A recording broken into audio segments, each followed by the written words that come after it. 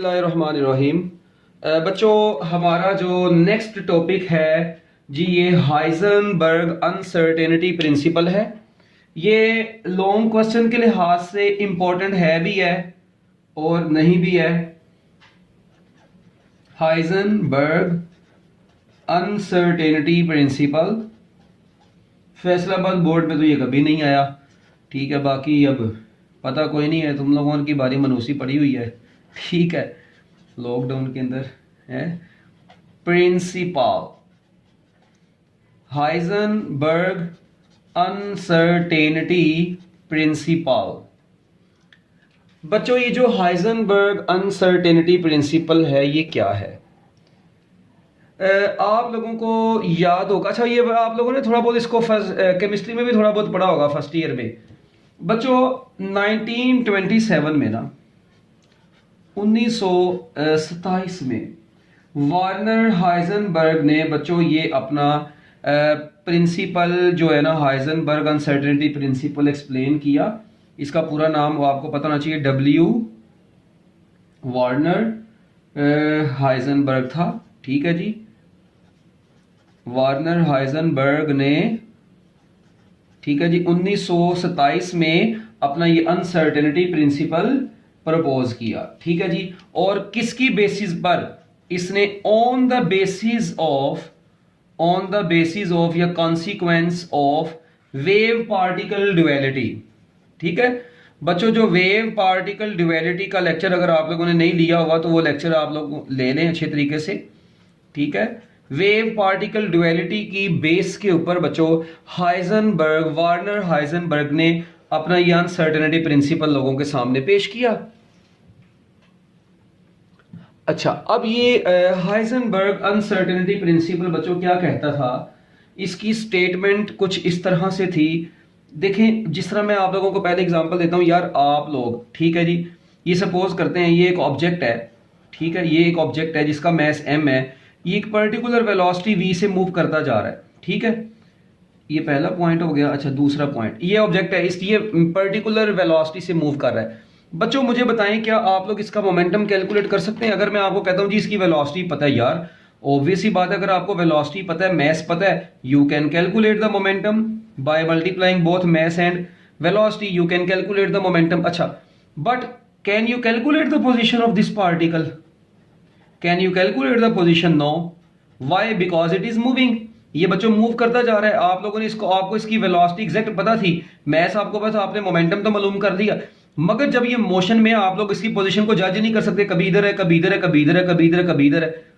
इसका मतलब इसकी पोजीशन चेंज होती जा रही है। अच्छा, तो बच्चों हम लोगों ने जब इस चीज को पढ़ा ना एटॉमिक लेवल के ऊपर, ठीक है, एटॉमिक लेवल के ऊपर जब इस सारी चीज को स्टडी किया गया कि जो भी इलेक्ट्रॉन है अगर वो मूविंग कंडीशन में है, अगर आपको उसकी वेलोसिटी पता है, उसका मैस पता है, तो आप उसका मोमेंटम निकाल सकते हैं, मगर उसकी पोजीशन उस वक्त मालूम नहीं हो सकती। इसका मतलब यहां से हम एक चीज का अंदाजा लगाया हमने कि पोजीशन एंड मोमेंटम किसी भी पार्टिकल का, बच्चों पोजीशन एंड मोमेंटम, इसकी जरा डेफिनेशन लिखें आप लोग। इसकी स्टेटमेंट क्या थी? हाइजेनबर्ग ने क्या स्टेटमेंट निकाली जी? पोजीशन एंड मोमेंटम, बच्चों position and momentum of a particle, एक पार्टिकल का position and momentum can not both be measured. बच्चों ये दोनों कभी भी इकट्ठे मेजर नहीं किए जा सकते। Simultaneously with perfect accuracy.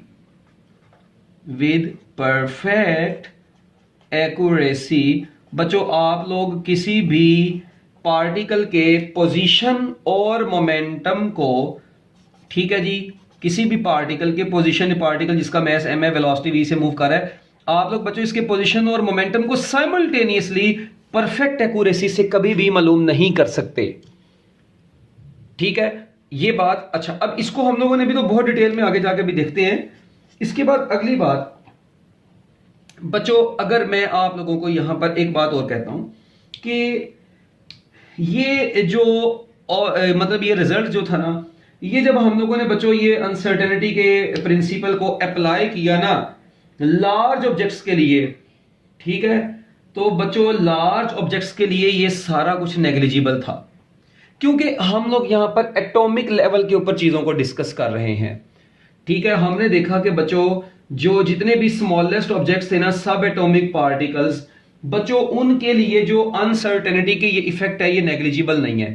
अच्छा कैसे, मैं आपको बताऊं यार, मेरी बात सुनो। सपोज करें ये आप लोग यहां पर रोड पे ना ऐसे मूव कर रहे थे, ऐसे आप, ठीक है जी, मूव कर रहे थे किसी पर्टिकुलर वेलोसिटी के साथ, आपका मैस m है, आप लोग मूव कर रहे हैं। अच्छा मुझे एक छोटी सी बात बताओ यार, आपके ऊपर अगर स्ट्रीम ऑफ लाइट फेंकी जाए, लाइट की बीम आपके ऊपर फेंकी जाए, तो मुझे बताओ क्या लाइट की बीम आपको कोई इफेक्ट करेगी?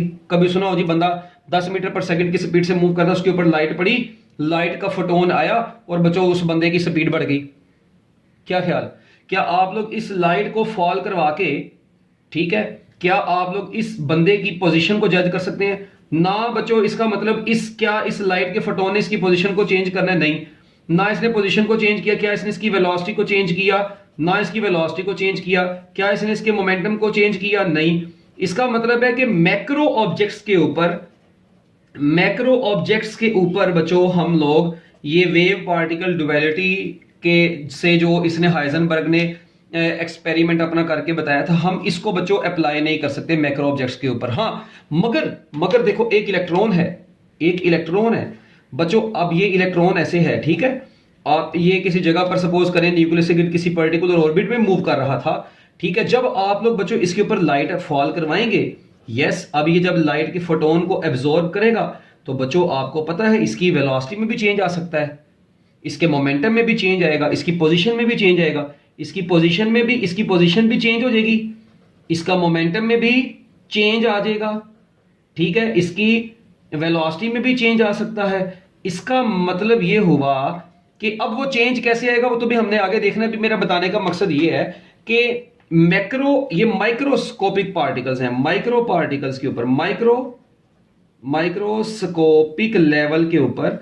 हम लोगों ने जब ये देखा कि position and momentum can not be measured simultaneously with perfect accuracy, इस कॉन्सेप्ट को बच्चों हम लोगों ने फिर यानी माइक्रोस्कोपिक लेवल के ऊपर ही बस अप्लाई किया, क्योंकि मैक्रो पार्टिकल्स के ऊपर ये लाइट जो है वो असर करती ही नहीं है, ना उसकी पोजीशन को चेंज करी ना उसके मोमेंटम को, तो हम पोजीशन एंड मोमेंटम फिर इसका मालूम ही क्यों करें? ये इफेक्ट इसके लिए नेग्लिजिबल है मैक्रोस्कोपिक ऑब्जेक्ट्स के लिए, इसलिए हम लोग फिर माइक्रोस्कोपिक लेवल के ऊपर ये कॉन्सेप्ट्स को अप्लाई करते हैं। तो याद रखिएगा हाइजेनबर्ग अनसर्टेनिटी प्रिंसिपल, ठीक है। अब मैं फिर ये कह सकता हूं कि ये सिर्फ और सिर्फ एप्लीकेबल है किसके लिए? माइक्रोस्कोपिक पार्टिकल्स के लिए, okay, applicable for microscopic particles.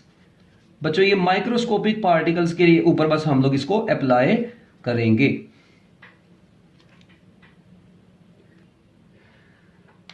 अच्छा जी बच्चों, अब यहां पर ना अनसर्टेनिटी की हम लोग डिफरेंट फॉर्म्स को डील करते हैं, फॉर्म्स ऑफ अनसर्टेनिटी, ठीक है जी। अनसर्टेनिटी प्रिंसिपल की जो फॉर्म्स हैं बच्चों, यहां पर फॉर्म्स ऑफ अनसर्टेनिटी, ठीक है, होती तो डिफरेंट है, ठीक है। आपकी किताब में दो डिस्कस की गई हैं, एक को उसने बोला है पोजीशन मोमेंटम अनसर्टेनिटी, इसी को हम डिटेल में पढ़ेंगे। एक को बोला पोजीशन मोमेंटम अनसर्टेनिटी और दूसरे को बच्चों हम लोगों ने बोला एनर्जी टाइम अनसर्टेनिटी।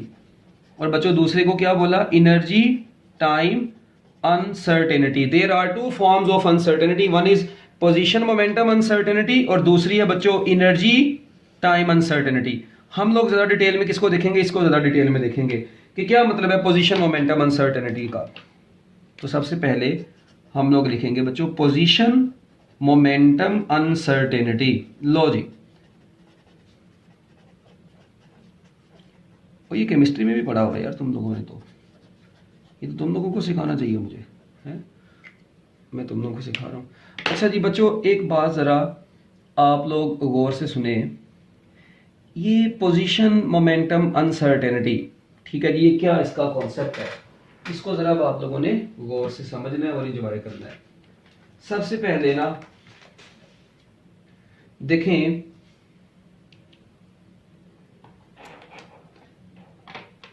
किधर गया मेरा मार्कर? हाँ, अच्छा जी, पोजीशन मोमेंटम अनसर्टेनिटी।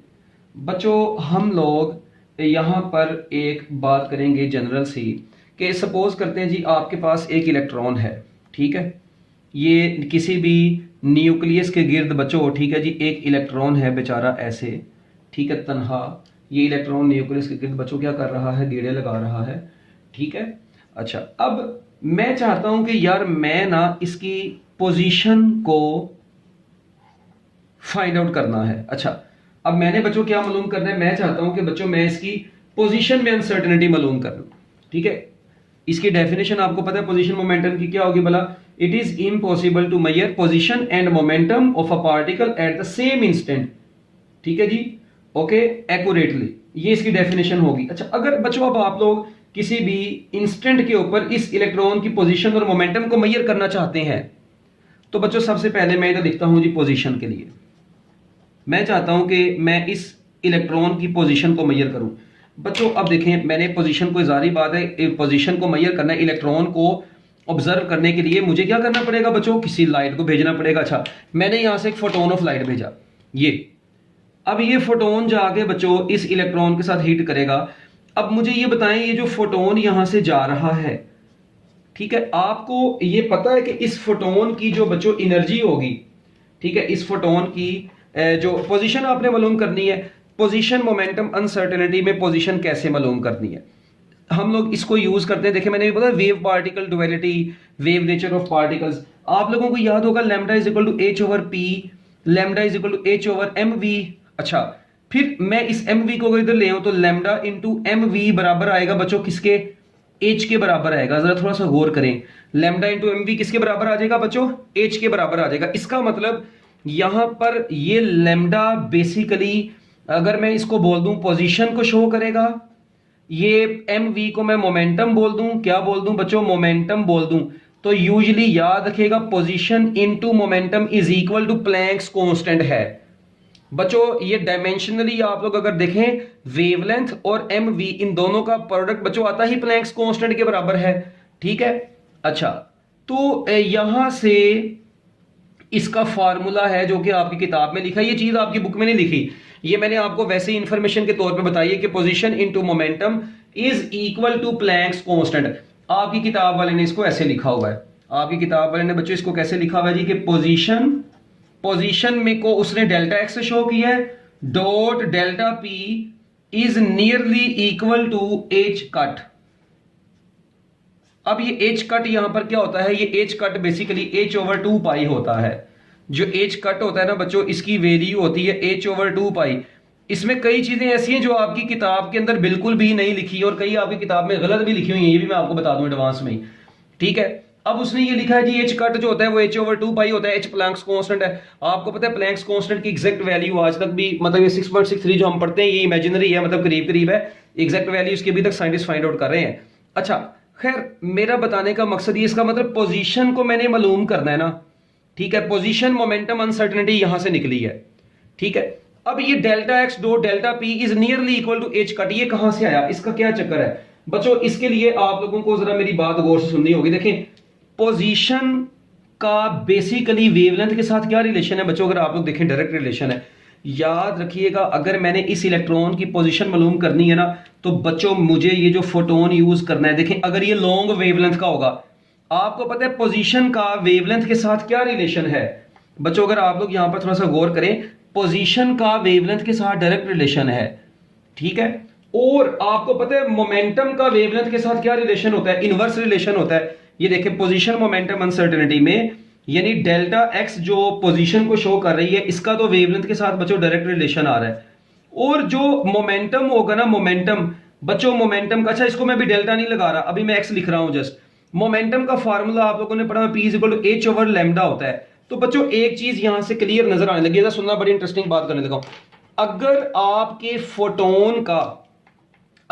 फोटोन की वेवलेंथ कम होगी, इसका मतलब यह है कि वो पोजीशन में कम चेंज लेकर आएगा, मगर अगर वेवलेंथ कम होगी तो मोमेंटम में बहुत ज्यादा चेंज लेकर आएगा। यानी मोमेंटम का वेवलेंथ के साथ इनवर्स रिलेशन है, जबकि पोजीशन का वेवलेंथ के साथ डायरेक्ट रिलेशन है। तो यहां से बच्चों मेरे पास क्या रिजल्ट आया कि जब इस इलेक्ट्रॉन के ऊपर आप लोग ये फोटोन फॉल करवाएंगे, तो बच्चों अगर इसकी वेवलेंथ कम होगी, अगर फोटोन की वेवलेंथ कम होगी, तो इसका मतलब ये पोजीशन में कम चेंज लेके आएगा, मोमेंटम तब ज्यादा चेंज लेके आएगा। तो इसका मतलब अगर मैं फोटोन शॉर्ट वेवलेंथ का यूज करूंगा, तो देखें अब डेल एक्स से मुराद यहां पर पोजीशन है, तो पोजीशन में अनसर्टेनिटी बच्चों क्या होगी, कम होगी। पोजीशन में अनसर्टेनिटी क्या होगी, कम होगी। मगर उस वक्त मोमेंटम फिर क्या हो जाएगा वो बच्चों, ज्यादा उसमें अनसर्टेनिटी आ जाएगी।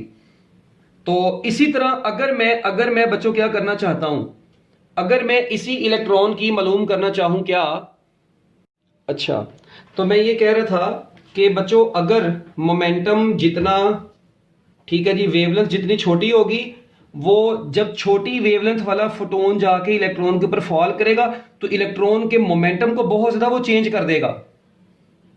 मगर उसकी इसका मतलब आप लोग उस वक्त अगर आपको पोजीशन बच्चों उसकी पता चल जाएगी, ठीक है। अगर वेवलेंथ कम होगी तो पोजीशन में अनसर्टेनिटी कम है, मगर मोमेंटम में अनसर्टेनिटी ज्यादा आ जाएगी, ठीक है। अच्छा इसी तरह अगर आप लोग इसका मतलब मैं एक छोटी सी लाइन लिख सकता हूं, क्या लाइन लिख सकता हूं, इन ऑर्डर टू रिड्यूस, इसका मतलब यहां से एक लाइन बन गई, in order to reduce uncertainty in the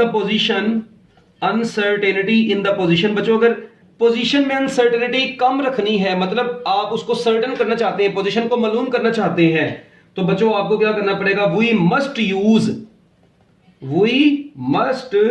use photon of shorter wavelength. तो बच्चों आपको जो फोटोन है वो शॉर्टर वेवलेंथ वाला चाहिए। अच्छा दूसरी तरफ बच्चों आप लोगों ने मालूम करना है, अगर मोमेंटम मालूम करना चाहते हैं आप लोग, तो बच्चों अब मुझे बताएं फोटोन के मोमेंटम का तो वेवलेंथ के साथ क्या रिलेशन होता है, इनवर्स रिलेशन होता है। फोटोन के मोमेंटम जो होता है वो h ओवर लंगड़ा होता है, तो फोटोन के मोमेंटम का वेवलेंथ के साथ इनवर्स रिलेशन है। इसका मतलब ये हुआ कि जब ये आप लोग इलेक्ट्रॉन के साथ, अब ये वाला फोटोन ऐसा फोटोन स्ट्राइक करवाएं, फोटोन देखें, अब मोमेंटम में अनसर्टेनिटी कम उस वक्त होगी जब वेवलेंथ ज्यादा होगी। इसका मतलब है बच्चों आपको क्या करना पड़ेगा, आपको ऐसा फोटोन यूज करना पड़ेगा, ठीक है जी, जिसकी वेवलेंथ क्या होगी, ज्यादा से ज्यादा होगी। तो बच्चों याद रखिएगा, मैं यहां पर ये भी लाइन लिख सकता हूं, फिर क्या लाइन लिख सकता हूं, in order to reduce uncertainty in the momentum we must use light of longer wavelength. ये लो, in order to reduce uncertainty in momentum. बच्चों अगर आप लोग मोमेंटम में अनसर्टेनिटी को रिड्यूस करना चाहते हैं, we must use photon of longer wavelength. तो बच्चों इसका मतलब ये एक जनरल सी बात है, आपको पोजीशन तो पता चली, मोमेंटम में पंगा पड़ गया। अच्छा इधर आपको मोमेंटम में अनसर्टेनिटी कम होगी, मगर आपको पता है मोमेंटम में अनसर्टेनिटी कम होगी तो वेवलेंथ कम होगी, तो एनर्जी ज्यादा होगी, तो उसकी बच्चों मोमेंटम में देखिए, मोमेंटम में तो अनसर्टेनिटी कम हुई, मगर उसकी पोजीशन को बड़ी जल्दी वो चेंज कर देगा। तो लॉन्ग वेवलेंथ वाला फोटोन इलेक्ट्रॉन की पोजीशन में अनसर्टेनिटी कम लेके आएगा, मगर उसकी वेलोसिटी को बढ़ा देगा। जबकि इधर शॉर्ट वेवलेंथ वाला क्या काम करेगा, उसकी पोजीशन में तो अनसर्टेनिटी नहीं लेके आएगा, मगर उसके मोमेंटम को बढ़ा देता है। तो बच्चों यहां से हमें एक चीज फिर आइडिया हुआ, हाइजेनबर्ग अनसर्टेनिटी प्रिंसिपल में हमने देखा ये डेल्टा, बच्चों जो डेल्टा है ना, ये याद रखना, डेल्टा यहां पर अनसर्टेनिटी को शो करेगा। इस पूरे टॉपिक में डेल्टा अनसर्टेनिटी को शो करेगा। तो हमने फिर ये रिजल्ट निकाला, हमने नहीं बल्कि आपके अंकल ने, हाइजेनबर्ग ने, कि पोजीशन में अनसर्टेनिटी और मोमेंटम में अनसर्टेनिटी दोनों का जो प्रोडक्ट है ना बच्चों, वो प्लैंक्स कांस्टेंट से ये जो नियरली इक्वल है ना, ये एच कट के इक्वल है। एक्चुअल में ना, असल में जो कॉन्सेप्ट है ना वो ये है कि delta X dot delta P is equal to और greater than H over 4 pi, मगर वो आपकी किताब के अंदर ही नहीं लिखा हुआ, ठीक है, इसलिए हम लोग इसको डील ही नहीं करेंगे। हम लोग जैसे इसको यही पढ़ेंगे nearly equal to H cut, क्योंकि आपने बोर्ड के एग्जाम्स देने हैं तो आपने बुक वाला ही लिखना है। तो बच्चों इसका मतलब दोनों का प्रोडक्ट क्या रहता है, कांस्टेंट। वैसे भी आप लोग देखें, ये डेल्टा पी को इधर ले आए तो साफ नजर आएगा, अगर डेल्टा पी को इधर ले आएंगे, डेल्टा एक्स का डेल्टा पी के साथ इनवर्स रिलेशन होगा। इसका मतलब अगर पोजीशन में अनसर्टेनिटी डेल्टा एक्स है अनसर्टेनिटी इन पोजीशन। अगर पोजीशन में अनसर्टेनिटी ज्यादा होगी तो अनसर्टेनिटी इन द मोमेंटम क्या होगी, उतनी कम होगी। इसी तरह अगर अनसर्टेनिटी इन द पोजीशन कम होगी तो अनसर्टेनिटी इन द मोमेंटम ज्यादा होगी। तो इसलिए बोलते हैं position and momentum can not both be measured simultaneously with perfect accuracy. बच्चों एक ये बात आपकी किताब के अंदर जो उसने लिखी हुई है, ऐसे ही आप लोगों ने इसको अच्छे तरीके से ज़हन में रखना है। अच्छा, अब उसके बाद ये तो होगी पोजीशन मोमेंटम अनसर्टेनिटी, ठीक है। मैं अब आप लोगों को इससे कोई एमसीक्यू करवाता हूं। देखें, अगर मैं आप लोगों से पूछ लूं यार, if position of the electron, सुनना जरा, बड़ा इंपॉर्टेंट नोट है, ये छोटे छोटे नोट हैं। ये टॉपिक ना इसी तरीके से आपको करना पड़ेगा, छोटे छोटे पॉइंट्स की फॉर्म में। बच्चों अगर मैं आपको कहता हूं कि if position of electron is determined exactly, if position of electron is determined exactly. बच्चों अगर आप लोग किसी इलेक्ट्रॉन की पोजीशन को एग्जैक्टली मालूम कर लें तो इसका मतलब क्या है, इसका मतलब है कि अब उसकी पोजीशन में अनसर्टेनिटी ऑलमोस्ट जीरो हो गई है। यही मतलब है ना इसका, कि आपने उसकी पोजीशन एग्जैक्टली फाइंड आउट कर दी। इसका मतलब उसकी पोजीशन में अनसर्टेनिटी अब नहीं रही। तो what will be the uncertainty in the momentum? तो आप लोग थोड़ा सा गौर करें, delta X dot delta P is nearly equal to H cut. तो बच्चों मुझे बताएं डेल्टा पी किसके बराबर आएगा, H cut over delta X. H cut भी एक कांस्टेंट है, इसका नाम है बस एच कट, और ये एच ओवर 2 पाई होता है। तो देखें जब डेल्टा एक्स बच्चों आपका जीरो हो जाएगा, डेल्टा एक्स क्या हो जाएगा, जीरो, तो मुझे बताएं डेल्टा एक्स जीरो होगा तो बच्चों आपका मोमेंटम जो होगा वो इन्फिनिटी। इसका मतलब अगर पोजीशन आपको मालूम होगी तो मोमेंटम उस वक्त क्या हो जाएगा बच्चों, अनसर्टेन हो जाएगा। If position is uncertain, momentum will become certain, ठीक है। मतलब बहुत ज्यादा चेंज आ गया है। इसी तरह अगर मैं यहां पर ये भी तो फिर कह सकता हूं, एक दूसरा पॉइंट भी बच्चों मैं यहां पर लिख सकता हूं, क्या, इफ मोमेंटम ऑफ इलेक्ट्रॉन, ये एमसीक्यूज है, बड़े इंपॉर्टेंट एमसीक्यूज हैं। If momentum of electron is determined exactly.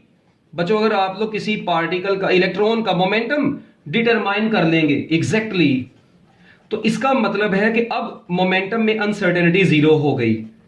मगर आपको पता है फिर पोजीशन में जो अनसर्टेनिटी आएगी वो इनफाइनाइट आएगी। इसका मतलब कोई एक चीज परफेक्टली मालूम करते हैं, दूसरी पे पंगा पड़ जाता है, दूसरी परफेक्टली मालूम करते हैं, पहली में पंगा पड़ जाता है। तो बच्चों यही था हाइजेनबर्ग अनसर्टेनिटी प्रिंसिपल। इसके अलावा आप लोग इसी को ऐसे भी तो लिख सकते हैं। देखें ये अभी आप लोगों ने पढ़ा डेल्टा एक्स, ठीक है, dot M delta V is greater than and equal to H over 2 pi, ठीक है।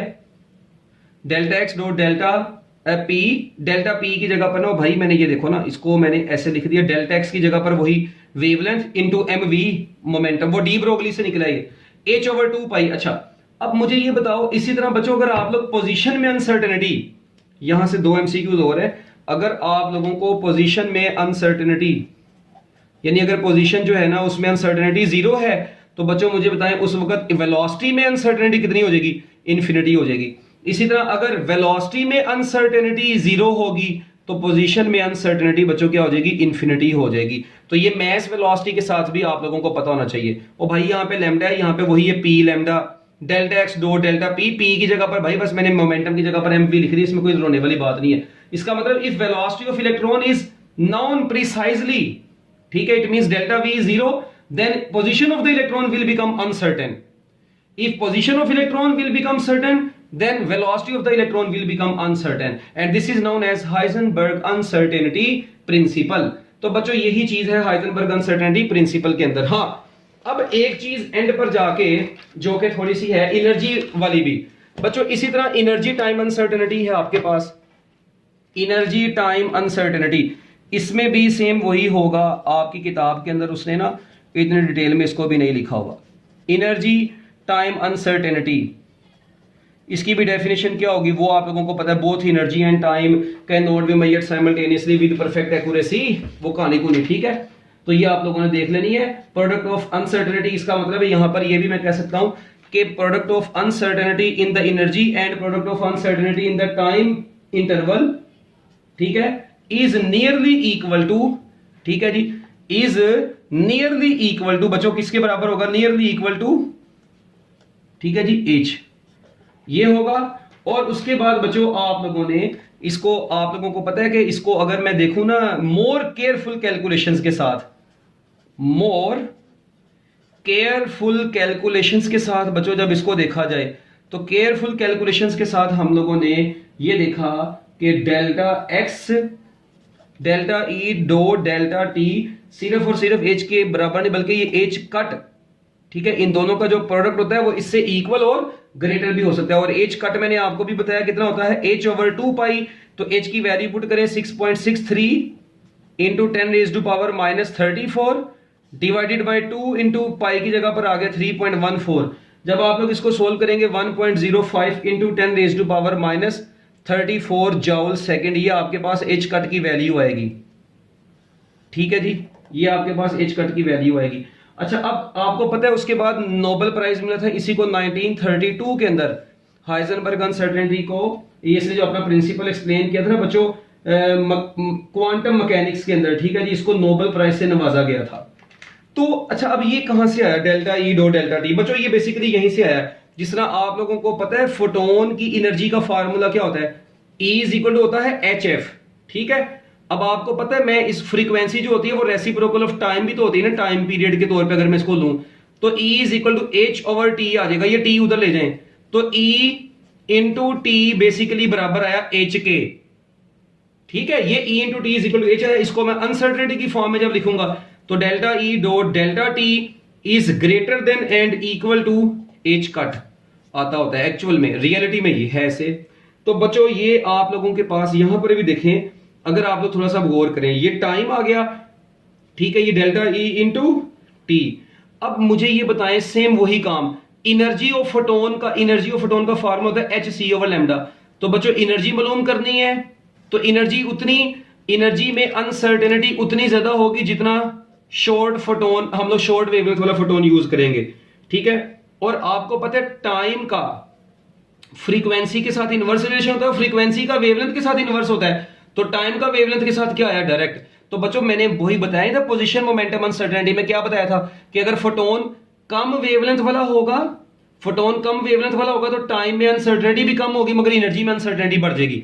अगर फोटोन की वेवलेंथ लार्ज होगी तो एनर्जी में अनसर्टेनिटी कम होगी मगर फोटोन की वेवलेंथ लार्ज होने से टाइम में अनसर्टेनिटी ज्यादा हो जाएगी। सेम वही कॉन्सेप्ट, मगर ये आपकी बुक में नहीं लिखा हुआ, ये वाला आपकी बुक में उसने बस यहां तक ही लिखा हुआ है। तो बच्चों ये बड़ा ना एक अजीबोगरीब किस्म का मतलब एक छोटा सा टॉपिक था कि आप लोगों को हाइजेनबर्ग अनसर्टेनिटी प्रिंसिपल, बस मेन इसका थीम यही था कि जब भी लाइट आके किसी माइक्रोस्कोपिक पार्टिकल के ऊपर पड़ती है तो बच्चों आप लोग उसकी पोजीशन अगर मालूम कर लेते हैं तो मोमेंटम में पंगा पड़ जाता है, मोमेंटम मालूम कर लेते हैं तो पोजीशन में पंगा पड़ जाता है। अब अक्सर बच्चे अभी भी ये सोच रहे होंगे, इनके दिमाग में अभी भी मैं बताता हूं क्या क्वेश्चन चल रहा होता है। ये लोग अभी भी ये सोच रहे होने हैं, सर ये देखें फोटोन आया, ओ भाई ये देखो इधर ये न्यूक्लियस है, ठीक है जी, ये न्यूक्लियस है, न्यूक्लियस के गिर्द शेल में बच्चों ये इलेक्ट्रॉन है बेचारा, ठीक है। अब इधर से फोटोन आया, ठीक है, अच्छा जी। अब मैं अगर ये फोटोन होगा ना बच्चों शॉर्ट वेवलेंथ वाला, तो बच्चों इस फोटोन की वेवलेंथ शॉर्ट है, शॉर्ट वेवलेंथ वाला होगा तो बच्चों ये इलेक्ट्रॉन की पोजीशन आपको पता है इजीली हमें मालूम हो जाएगी, ठीक है। मगर आप लोग देखें मोमेंटम को ये अनसर्टेन क्यों कर देगा, क्योंकि उसकी वजह ये फोटोन जिसकी अपनी वेवलेंथ छोटी है मगर उसकी अपनी एनर्जी तो ज्यादा है, वो इस इलेक्ट्रॉन को बच्चों एनर्जी देगा। जब इस इलेक्ट्रॉन को वो एनर्जी मिलेगी तो बच्चों ये एनर्जी लेके यहां से क्या हो जाएगा, इसका मोमेंटम पहले से बढ़ जाएगा, इसका मोमेंटम पहले से क्या हो जाएगा, बढ़ जाएगा। इसका मतलब आपको ये तो पता चल गया, इस वेवलेंथ से ये तो पता चल गया ये किस ऑर्बिट में है, इसकी पोजीशन तो आपको पता चल गई, मगर इस फोटोन की एनर्जी इतनी ज्यादा है कि वो इस इलेक्ट्रॉन की एनर्जी को भी बढ़ा देगा। जब इसे हीट करेगा, उसको किक करेगा, तो बच्चों इसका मतलब पोजीशन पता चली मगर मोमेंटम अब क्या हो जाएगा, पोजीशन तो पता चल गई मगर मोमेंटम अब बच्चों उतना ही अनसर्टेन हो जाएगा। पोजीशन में अनसर्टेनिटी कम होगी, मोमेंटम अनसर्टेन ज्यादा हो गया। अब आप लोग उसका मोमेंटम नहीं फाइंड आउट कर सकेंगे क्योंकि अब उसकी वेलोसिटी एक जैसी नहीं रही। आप लोग किस तरह से उसका मोमेंटम मालूम करेंगे, उसकी तो वेलोसिटी में एकदम चेंज आ जाएगा। तो बच्चों जब उसकी वेलोसिटी में एकदम चेंज आ जाएगा तो उसका मोमेंटम अनसर्टेन हो जाएगा और पोजीशन आपने मालूम कर दी। अच्छा, इसी तरह अगर मैं लॉन्ग वेवलेंथ वाला फोटोन यूज करता, अगर मैं लॉन्ग वेवलेंथ वाला यूज करूंगा तो बच्चों आपको पता है वेवलेंथ जितनी ज्यादा होगी, ठीक है, ये उसकी पोजीशन को उतना ज्यादा चेंज कर देगा। इसका मतलब अब आप लोग पोजीशन नहीं इसकी मालूम कर सकते, पोजीशन अब आप लोग इसकी नहीं मालूम कर सकेंगे, ठीक है। मगर जब इसकी पोजीशन मालूम नहीं होगी, मगर इसकी वेवलेंथ कम ज्यादा होने से इसकी अपनी एनर्जी कम है, ये इसके मोमेंटम को ज्यादा चेंज नहीं करेगा, तो उस वक्त आप लोग इसका मोमेंटम इजीली मालूम कर सकते हैं। तो बच्चों इसका मतलब, क्योंकि ये लॉन्ग वेवलेंथ वाला फोटोन उसकी वेलोसिटी में ज्यादा चेंज नहीं लेके आएगा, शॉर्ट वेवलेंथ वाला उसकी वेलोसिटी को ज्यादा चेंज कर देगा। तो यहां से बच्चों ये एक छोटा सा बेसिक कॉन्सेप्ट हमारे पास आया था अनसर्टेनिटी प्रिंसिपल का। ये था जी आपका हाइजेनबर्ग अनसर्टेनिटी प्रिंसिपल का छोटा सा टॉपिक।